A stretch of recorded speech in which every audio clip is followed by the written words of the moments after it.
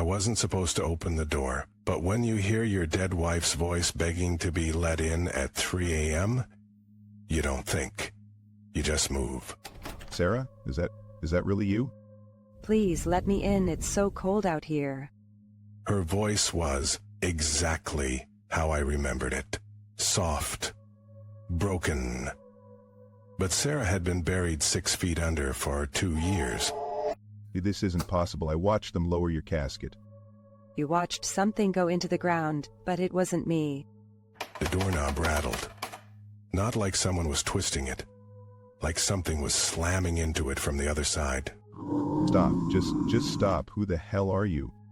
You know who I am, and you know what you did.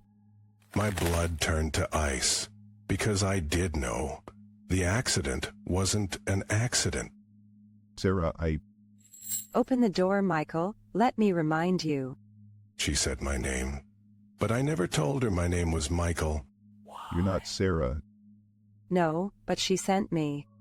The door burst open, and standing there dripping black water onto the floor was something wearing Sarah's face, but its smile was all wrong. She misses you, Michael. Let's go see her. I ran, but the house wasn't my house anymore. The hallway stretched into endless darkness, and behind me, bare feet slapped against the floor, getting closer. What do you want? You took something from her, now she's taking something from you. A hand grabbed my shoulder, fingers like frozen steel, and then... Hey, you okay? I spun around. A stranger stood in front of me. No dripping water, no twisted smile. Just a man in a gas station uniform. Where am I? You're at Pete's, Gas and Go. You were screaming in your car. I looked down, my hands were shaking, my shirt was soaked, and on the passenger seat a single muddy footprint. You need me to call someone? He doesn't have anyone left to call. Her voice came from the back seat. No. The gas station lights flickered, and when they came back on, the man was gone, the pumps were gone, and the thing wearing Sarah's face was sitting right beside me. Drive, Michael, she's waiting. The engine roared to life on its own. The car lurched forward, and the last thing I saw before the headlights died was the sign on the road ahead. Welcome to Black Hollow Cemetery. No, stop the car. Too late. You should have stopped when she asked. The tires screeched, the world flipped, and as the car plunged into the open grave, I heard her whisper one last time. Now you'll stay with us forever? The dirt rained down, the air turned thick, and somewhere in the dark, Sarah began to laugh. Sarah, please, I didn't mean to... Didn't mean to what, Michael? Didn't mean to leave her there? Didn't mean to lie. The air was running out, my lungs burned, and then...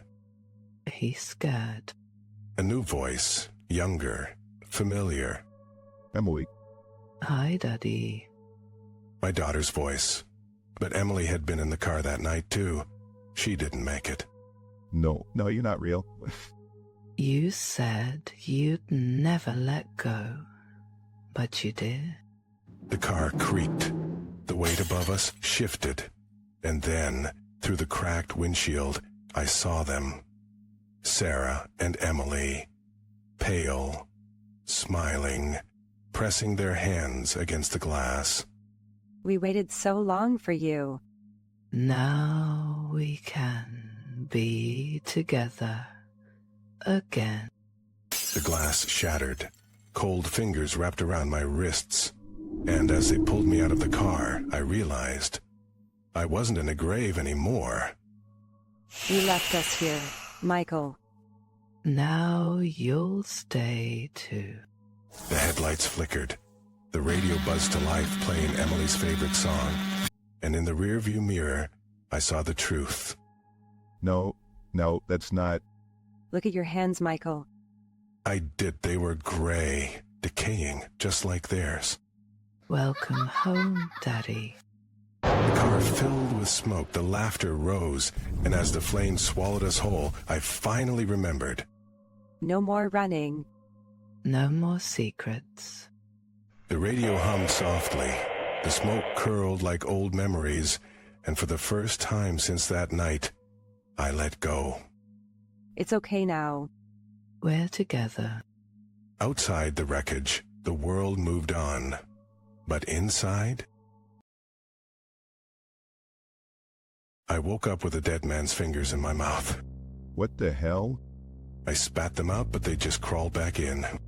Stop it. Get off me. The fingers wriggled down my throat. I could feel them inside me, scratching. You shouldn't have dug it up. I didn't dig up anything. Liar, the grave was open. The dirt was under your nails. I looked at my hands. They were caked with mud. That's not possible. I was asleep all night. Then who was sleepwalking? A cold hand gripped my shoulder from behind.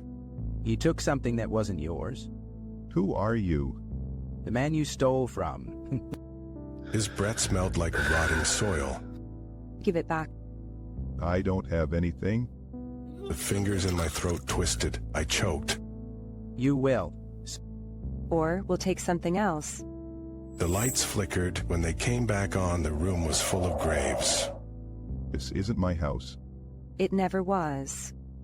No, this isn't real. Real enough to bury you in. Pick one. My heart pounded so hard I thought it would burst. The fingers in my throat squirmed deeper. What do you want from me? You already know. You took the locket. My hand flew to my pocket. A cold, tarnished locket sat inside. I didn't remember putting it there. I didn't mean to. Then why is it in your hand? Open it.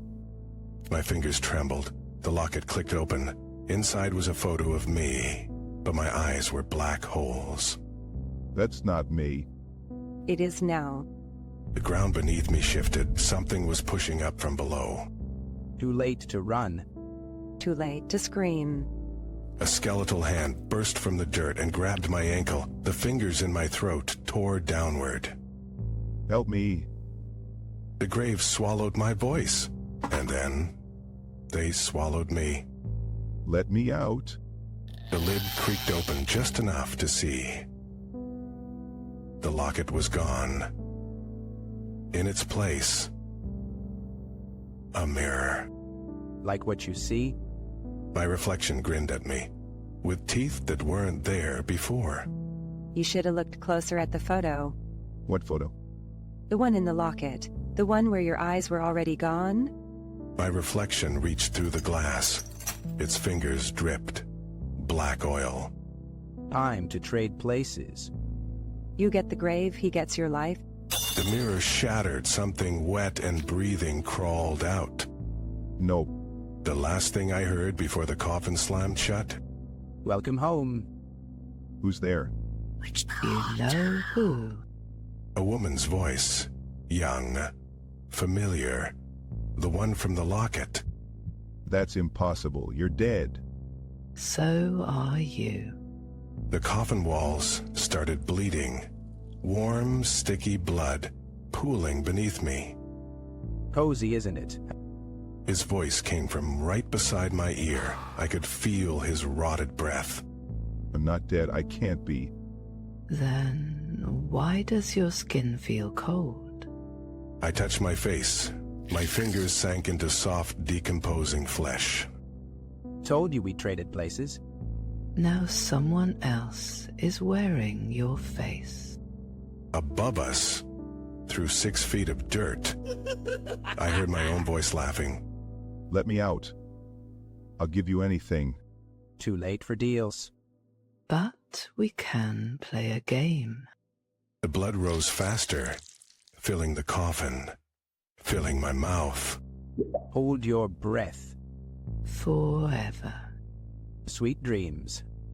Forever. The coffin lid sealed shut with a final hollow click. Above ground, birds sang. Sunlight warmed the grass. And somewhere, wearing my skin, something laughed with my voice.